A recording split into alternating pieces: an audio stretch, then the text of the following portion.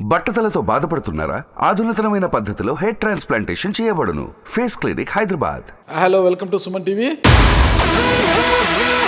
బానుడి భగభగలు ఎలా ఉన్నా ఆళ్ళగడ్డలో రాజకీయ వేడి మాత్రం. నాని గారు తిరిగి గెలుస్తారా, లేదంటే అఖిలప్రియదే పై చేవుతుందా? మీ ప్రత్యర్థి భూమా అఖిలప్రియనా, మద్దూరు అఖిలప్రియనా? ఎవరైనా కానీ ఆ పార్టీ నుంచి నిలబడ్డే వాళ్ళు మా ప్రత్యర్థులే, వాళ్ళని ఓడించడమే మా ధ్యేయం. ఆ మీసాలు తిప్పడం అనేది ఎక్కడి నుంచి స్టార్ట్ అయిందంటారు? నామినేషన్ పర్వం షురూ కాబోతోంది. గంగుల నాని గారు మాత్రం ఓవర్ కాన్ఫిడెన్స్ తో ఉన్నారు. నేను గెలిచిపోయాను. మీరు చేయించుకున్న వ్యక్తిగత సర్వేలోనే 4% అనేది పెద్ద తేడా ఏం కాదు. అది ఆళ్లగడ్డలో కేవలం ముఖ్యమంత్రి చేసినటువంటి పథకాలు, వారు చేసినటువంటి అభివృద్ధి తప్ప గంగుల నాని గారు చేసినటువంటి అభివృద్ధి ఏమీ లేదు. మీరు నిజాన్ని బయటికి తీసుకెళ్ళండి. భూమా కిషోర్ రెడ్డి ఇటు రావడం, అలాగే మీ బ్రదర్స్ కూడా టీడీపీలోకి వెళ్ళడం, నేను దాని మీద కమెంట్ చేయడం నాకు ఇష్టం లేదు.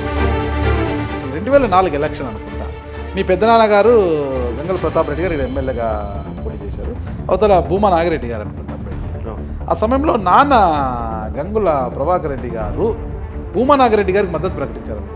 ఆ ఎన్నికల్లో ఎవరు గెలిచారు? మా పెదనాన్న గారు గెలిచారు. అదే భూమా కుటుంబానికి చెందిన భూమా కిషోర్ రెడ్డి ఈరోజు మీకు మద్దతుగా నిలిచారు. మరి హిస్టరీ ఏమవుతుంది? ప్రత్యర్థి ఒక మహిళను కూడా చూడకుండా వరుస పెట్టి ఇబ్బందులు పెడుతున్నారు. ఏం ఇబ్బంది పెట్టినా అనేది మీరు చెప్తే, వాళ్ళు వస్తే అధికారంలోకి ఆలగడ్డ తిరిగి మళ్ళీ ఒక 10-20 ఏళ్ళు ఎన్నికెళ్ళే డేంజర్ ఉంది. కాబట్టి అంటే ఫ్యాక్షన్ ప్రాంతంగా మారిపోతుంటారా? ఖచ్చితంగా ఈరోజు వాళ్ళు రెచ్చగొట్టే వ్యాఖ్యలు కానీ, వాళ్ళు ఏ విధంగా ప్రవర్తిస్తున్నారో కానీ అందరూ కూడా గమనిస్తూనే ఉన్నారు ప్రజలు. వాళ్ళు కత్తి పట్టాలన్నా, బాంబు వేయాలన్నా ప్రత్యర్థులు ఉండాలి కదా. మరి ఆ ప్రత్యర్థులు మీరేనా?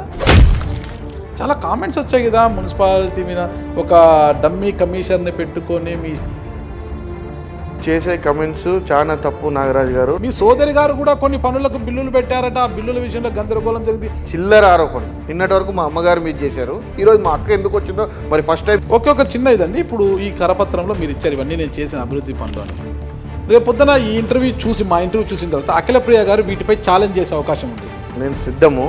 మీరేమో సింగల్గా వస్తున్నారు, అవుతాం కూటమి. నేను సింగిల్ ఎక్కడండి, జనం అంతా మాతో ఉన్నారు. ఇంతమంది జనాన్ని